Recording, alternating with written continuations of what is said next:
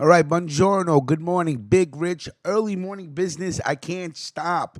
I got a little bit of Gorilla Glue, and you know how we do, right? Salute to everybody. Good morning. There will be a Friday morning freestyle live in a little while. But let's get right into some business.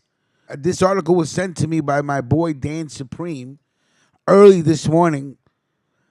And let's get right into it. Joseph Gambino, Mafia ruler of New York City's Garment District, dead at 83. By Jerry Capisci by the way of the New York Post. Salute to Jerry Capisci. We already know, ganglandnews.com. Much respect to Jerry. Always on his job. Let's get right into business, as I say. Gentlemen, while your feet on the rug, throw some smoke in the atmosphere. A little wake and bake episode. Let me know what you're partaking in this morning. Like I said, Gorilla Glue. You already know how we do. Salute to the whole team. Let's go. Joseph Gambino, Mafia ruler of New York City's Garment District, dead at 83. Again, by Jerry Capisci. Joseph Gambino, the easygoing son of Mafia Don Carlo Gambino, who became a millionaire businessman thanks to his father's crime family clout, but who steered clear of the rest of the family business, died of natural causes last month at the age of 83. Gambino and his older brother Thomas were longtime owners and operators of numerous Garment District trucking companies. The family's chokehold on the trucks that filled the West Side streets where the city's rag trade once thrived was so total that competitors who tried to park their own rigs risked flat tires, or worse, according to local officials.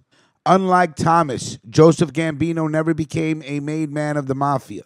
Dropped out of New York University in the 1950s and began working for Consolidated Carriers Corp., the trucking company that would have a virtual monopoly on the Garment District deliveries until 1990, when the Gambino brothers were hit with state racketeering charges. During a 2-year investigation by the office of then Manhattan District Attorney Robert Morgenthau, Joseph Gambino told an undercover police officer who was interviewing for a job that the company had 2 rules for its employees: no drugs and no stealing. And if he was caught stealing, Gambino warned him, "We don't call the police, we take care of it ourselves." Following an undercover probe, during which the state police ran a sewing shop and planted a bug in the ceiling of Joseph Gambino's office.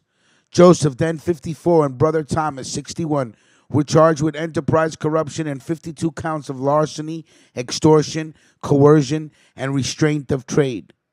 The charges carried prison terms of up to 25 years upon conviction.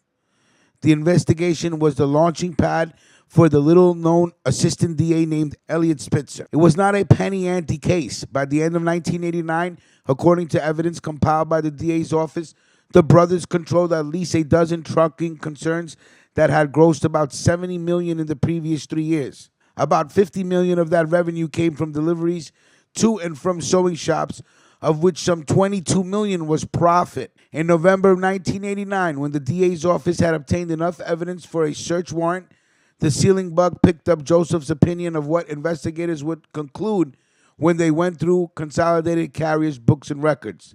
Quote, "They're going to say to themselves, do you want to know something? These fucking Mafia guys really run a solid business," unquote. In February of 1992, after 3 weeks of trial, the Gambino brothers threw in the towel and walked away with a pricey, for most folk, but not for them, no jail plea deal. They pled guilty to a single count of illegal restraint of trade, agreed to pay a $12 million fine, and get out of the Garment District trucking business forever.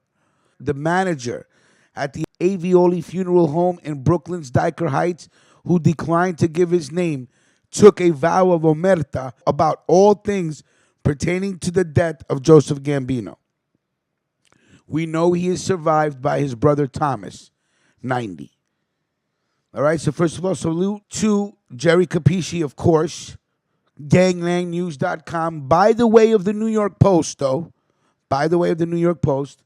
So salute to the whole team. Mob Story Season 2, you know how we get down. See you guys in a while, right? Enjoy the rest of your morning. Get some nice coffee, a little espresso. Throw a little smoke in the air, huh? Friday morning, we made it. It's still a lockdown in the city. The numbers are rising. We'll talk about it later this morning. I heard California's on complete lockdown.